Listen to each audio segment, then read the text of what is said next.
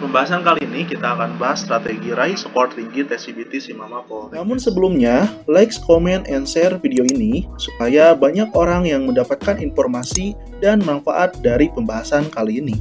Dan buat teman-teman yang mau persiapan masuk Poltekkes untuk tahun 2023, bisa gabung grup diskusi masuk Poltekkes tahun 2023. Klik link di deskripsi.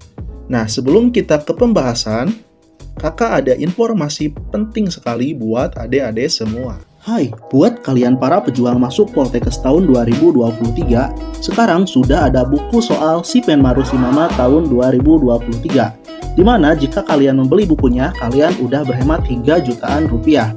Karena dengan membeli satu buku saja, kalian udah mendapatkan bonus. Bayangin nih, bonusnya udah gak masuk akal sekali. Yang pertama, 1 tahun kursus online masuk Poltekkes tahun 2023, video materi pembelajaran dan pembahasan soal, 2 kali tryout Si Penmaru masuk Poltekkes, bebas konsultasi dengan mentor yang berpengalaman di jalur masuk Poltekkes, serta kalian akan bergabung dengan grup VIP masuk Poltekkes tahun 2023. Kalian juga akan mendapatkan tote bag kekinian serta mendapatkan tambahan soal-soalnya. Jadi tunggu apa lagi? Pesan dari sekarang juga, karena stoknya sangat super terbatas.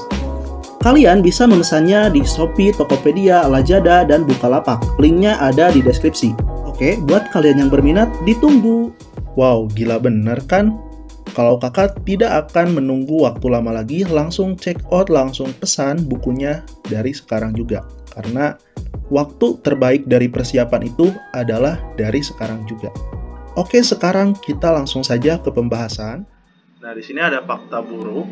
Dari hasil pengamatan, banyak banget peserta tahun-tahun sebelumnya itu yang gagal di tes CBT Simama gitu ya, dan harus mengulang dari tahun ke tahun gitu ya. Maka dari itu, kita perlu strategi khusus untuk bisa meraih skor yang diinginkan. Nah, berikut kakak ada tips untuk menghadapi tes CBT Simama Poltekkes. Oke, yang pertama, persiapan sebelum hari H gitu ya. Hari H ini bukan berarti kamu harus persiapan hari H-1, bukan ya, tapi hari H-H gitu. Min H itu berarti harus dari jauh-jauh hari itu kalian persiapannya. Jangan sampai kalian persiapan asal-asalan. Apalagi persiapannya hanya sekitar 1 bulan atau mingguan gitu ya, 2 minggu, 3 minggu, itu menurut kakak sangat-sangat sangat-sangat dekat banget dan belajar kamu tidak akan optimal gitu.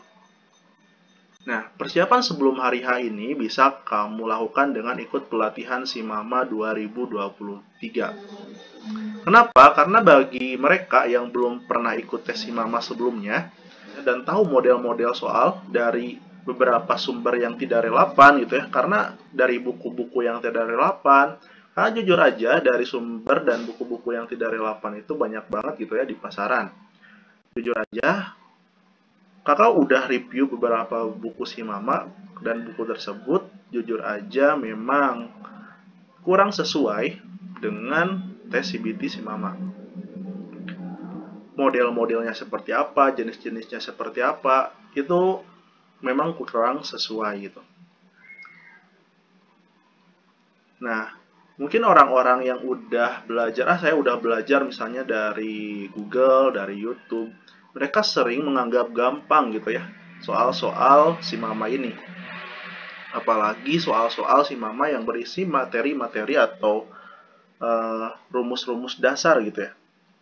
Jadi cenderungnya itu meremehkan, tidak perlu ikut pelatihan, tidak perlu membeli buku gitu ya, yang ada bonus kursusnya gitu ya. Karena tidak ada loh kita menjual buku lalu dimanapun tidak ada toko yang menjual buku lalu gratis kursus gitu.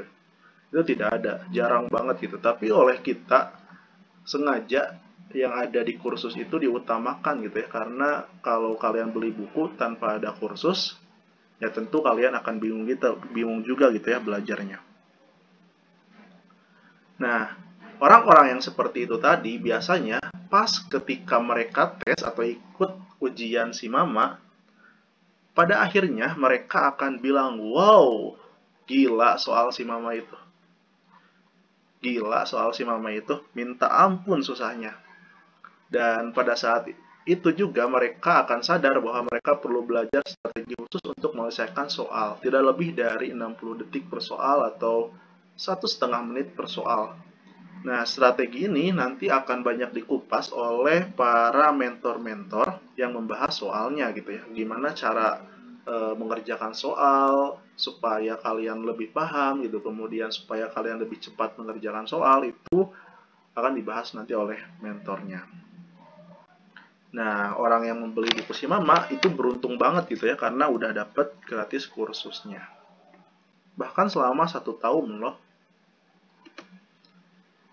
Nah, ini mungkin lebih ke harus umum gitu ya sepertinya. Ini materi-materi umum, kita next lagi. Nah, tips yang kedua itu harus rutin berlatih soal. Untuk sebulan, 2 bulan, atau jauh-jauh hari sebelum ujian, tidak ada salahnya kamu itu harus memperdalam pemahaman tentang trik-trik atau belajar berhitung cepat gitu ya, khususnya untuk matematika. Lakukan latihan soal ini sebanyak-banyaknya, tidak perlu memaksakan sebanyak mungkin, tetapi yang penting Anda paham dan mengerti langkah per langkah bagaimana cara mengerjakannya. Serta patuhilah batasan waktu dalam mengerjakan soal yang ada. Kalau misalnya ini si Mama misalnya 50 soal nih dan dikerjakan dalam waktu 90 menit, maka kurang lebih 2 menit kamu harus bisa mengerjakan satu soal, itu minimal. Kalau misalnya 100 soal dan waktunya 120 menit, maka 1 menit 20 detik kamu harus udah selesai itu mengerjakan soal dalam satu soal. Itu harus dilatih oleh kamu. Kemudian gunakan cara-cara cerdik serta penalaran gitu ya. Misalnya ada cara cepat, gunakan cara cepat. Sederhanakan soalnya agar lebih mudah dikerjakan. Jika perlu disediakan waktu khusus untuk belajar soal-soal.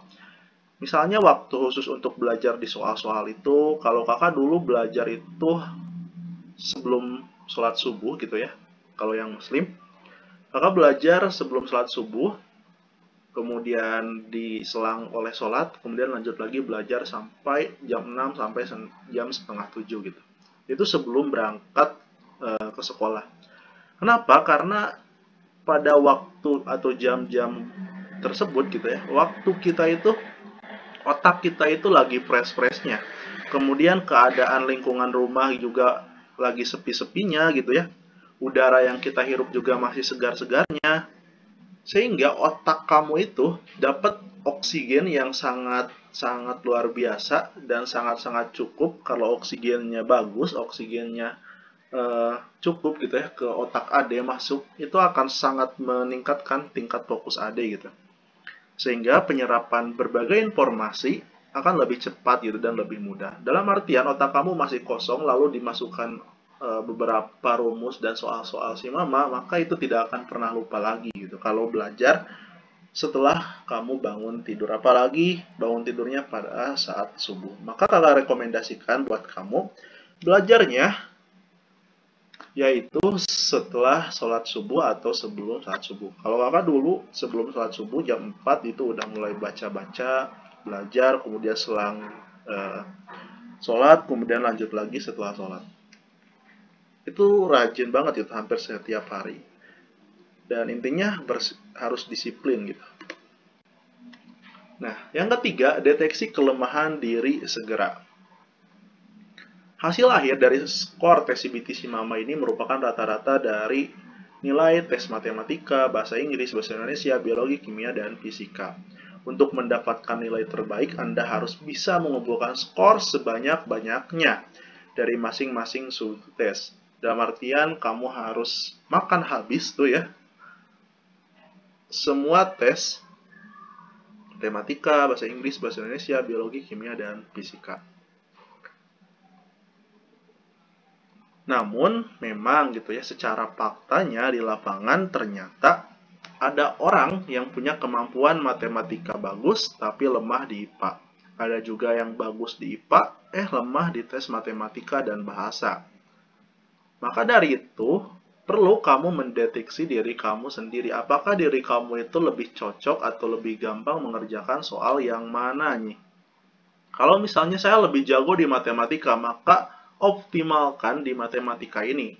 optimalkan nilai kamu harus bagus di matematika ini. Kalau saya jago di bahasa, jago di IPA, bakal optimalkan di IPA ini. Nah, yang sering nanya ke kakak harus mulai belajar dari mana, maka kakak sarankan pelajari dari mapel yang memang paling kamu kuasai dan paling kamu sukai. Itu langkah yang paling luar biasa gitu ya untuk memulai. Dan intinya kamu harus memulai segera. Jangan sampai overthinking kamu membuat kamu bingung dan tidak memberikan kamu solusi gitu ya kalau overthinking itu. Jadi sebaiknya kamu harus eksekusi segera. Kalau kamu udah eksekusi, mulai belajar dari saat ini juga, hilang tuh overthinking karena optimis kamu muncul gitu kalau memulai belajar. Oke, ini ada dua hal penting. Jika kamu lemah di salah satu bidang, maka perbanyaklah latihan pada bagian tersebut. Pelajari apapun yang mungkin bisa meningkatkan kemampuan Anda. Misalnya Anda lemah di tes matematika, maka porsi belajar yang terkait kemampuan literasi bahasa Inggris dan lain-lain harus Anda lebihkan. Misalnya dengan banyak berlatih menghafal kosakata yang sering gitu ya, yang sukar gitu ya, yang sulit, dan sering membaca artikel ilmiah.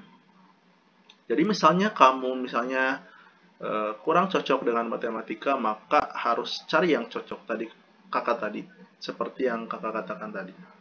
Kemudian yang kedua, jika Anda kuat di salah satu bidang, maka jaga kemampuan Anda. Usahakan setiap berlatih, Anda bisa memenuhi target skor yang Anda perlukan. Cara menjaga agar kemampuan Anda tidak turun adalah banyak berlatih. Selain belajar untuk menjaga skor, cobalah berlatih untuk meningkatkan kecepatan dalam mengerjakan soal. Oke, seperti itu. Nah, sehari sebelum ujian, ini masih lama sih ya, harusnya nanti gitu ya, sebelum ujian. Tapi kakak peringatkan dari sekarang, sehari sebelum ujian, kamu harus stop semua aktivitas. Jadi sehari sebelum ujian itu, kakak sarankan kamu santai-santai dan tidak melakukan aktivitas yang melelahkan, serta sehatkan pikiran kamu, karena akan ngeblank itu kalau pikiran kamu banyak pikiran gitu ya. Terlalu banyak overthinking, terlalu banyak yang dikhawatirkan, yang akhirnya hasil belajar kamu berbulan-bulan pun akan hilang gitu. Jadi sehari sebelum ujian kamu harus relaxkan diri, santaikan diri gitu ya. Kemudian pikirannya di-relaxkan, di-fresh gitu ya. Ini adalah persiapan penting. Kenapa? Supaya otak kamu, kemudian pikiran kamu segar dan logika penalaran, logika dalam mengerjakan soal, hafalan dari rumus-rumusnya itu bisa kamu ingat dan lebih tajam gitu ya. Kemudian juga tentunya harus dipersiapkan barang-barang gitu ya yang harus dibawa ketika ujian. Jangan sampai kamu tidak membawa barang-barang yang harus dibawa ketika ujian karena kalian udah jauh-jauh berkunjung ke Poltekkes mau ujian, ternyata lupa tuh identitas, lupa tuh formulir pendaftaran. Jangan sampai seperti itu. Dan ketika istirahat pun pas tidur malam itu harus minimal 6 jam ya, saran kakak. Maksimal kamu tidur itu harus jam 22.00 waktu Indonesia Barat sebelum H-1 ujian, agar kamu bisa bangun pagi dan otak kamu lebih fresh. Oke, terima kasih. Mungkin kurang lebih seperti itu ya pembahasan dari kakak terkait jalur SIMAMA ini. Gimana sih supaya kamu bisa meraih skor tinggi di SIMAMA Poltekkes?